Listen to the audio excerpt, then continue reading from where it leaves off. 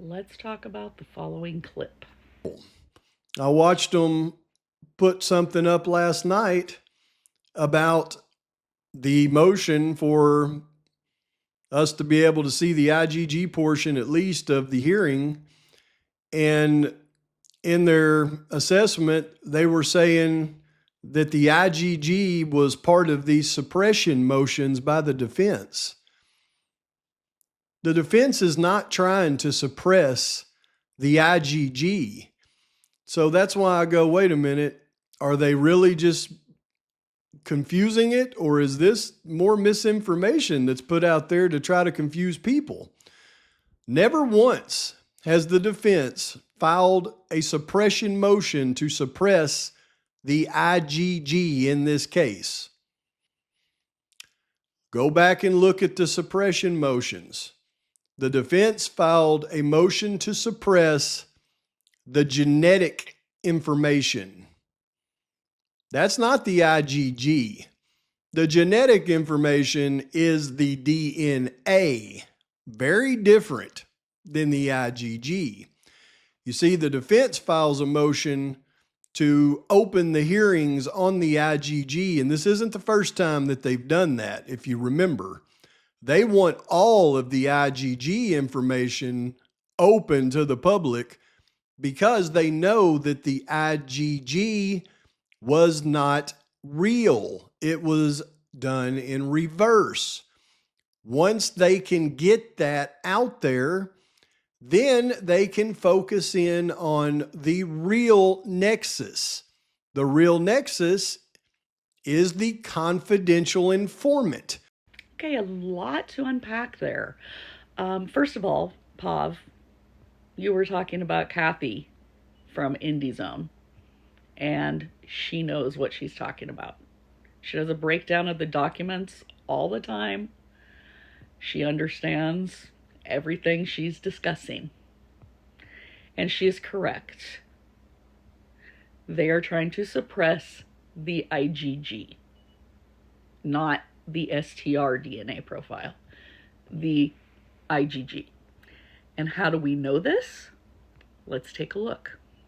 So we're going to start off with this one. This is the motion to suppress the Pennsylvania search warrant for Mr. Koberger's person. And right here it discusses the DNA swab that was taken from Koberger upon his arrest in Pennsylvania. So this motion is to suppress all of that.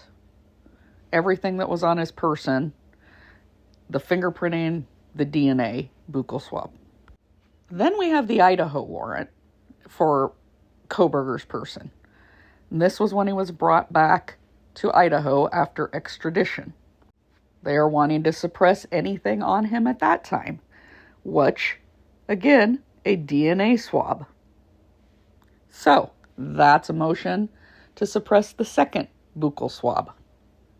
And if you notice, these motions aren't sealed. They put right out in the open what they were talking about. But if we go to the one that talks about genetics, what's the first thing you're going to notice? So what do you notice about this motion? That it's under seal. They're not discussing in this all the details that are discussed in those other two suppression motions. And it says, this motion is being filed under seal pursuant to the Honorable Judge order stating that pleadings related to this motion must be filed under seal. Okay. Yes. Judge's order was about the IGG. Also, if you look up at that first part that I highlighted, they talk about evidence illegally gathered by law enforcement using his genetic information. Remember, they're claiming the IGG was obtained illegally through a back door. Your other clue is just genetic information. That means the IGG, genetic genealogy. They wouldn't have used genetic information if they were talking about the DNA taken from Koberger.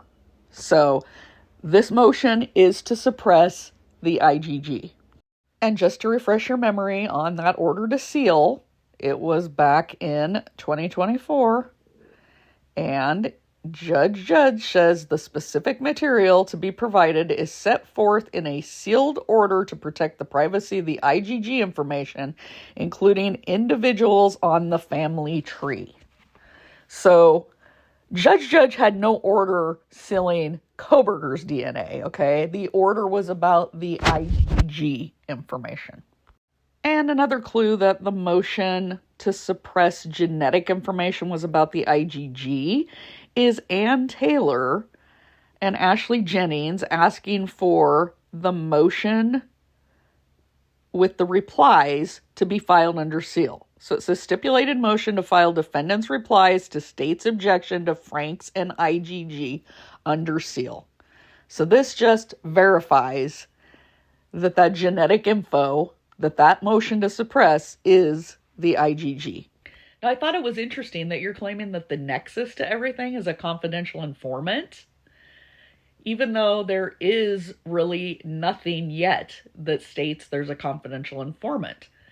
Yeah, you can read into a lot of that language if you want, and you can come at me about boilerplate, but that stuff's copy and paste. And you know what the defense thinks the nexus is? They don't think the nexus is a confidential informant. Let's take a look.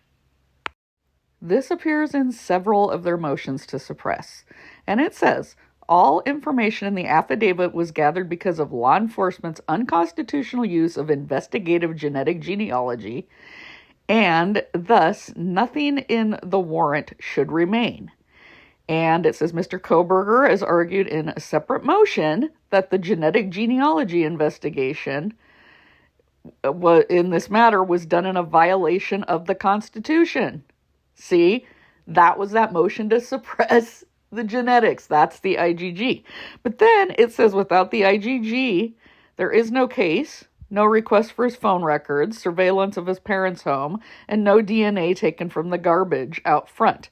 Because the IGG analysis is the origin of this matter, everything in this affidavit should be excised. So you see that? They're saying the IGG is the nexus. They're not saying a confidential informant is the nexus. They believe the IGG is what led to Brian's name. They've been maintaining that all along. Now, whether that's truly what led law enforcement to him or not, we will find out for sure at trial. Because obviously there's a lot we're not seeing. But the defense is not saying the nexus was a confidential informant. And again, that just backs up what I just read, that there is the motion to suppress the IGG. Now, one other thing I wanted to bring up was this. Between Koberger's Apple ID and Wi-Fi Army owns was the defense's way of trying to let you in on some information. Who else would have Wi-Fi Army owns in Brian Koberger's life that pertains to this case and has merit in this case? So this was a video game called Wi-Fi Army, and that came out around the time when Koberger was a teenager, and he was gaming. And several of us stumbled upon this and realized that email address had to do with him being a gamer. Has nothing to do with Kopaka. This was debunked a while ago. Why you keep wanting to drag Kopaka into this, I will never understand. You went from him being involved and now saying you don't think he's involved to still bring his name up. And no, the defense was not using that Yahoo email address that Wi-Fi Army owns to send a hint that Kopaka was involved. No, that was one of Koberger's email addresses. And it had nothing to do with Kopaka. And then you go on your little proximity thing again that, if people are in proximity, they must know each other. Well, Kopaka was kicked out of Pimlico, him and his roommates, like right after that body cam. So if he was in Pimlico when Koberger moved to town, it would have been for like a week. And then he was at Coffee House.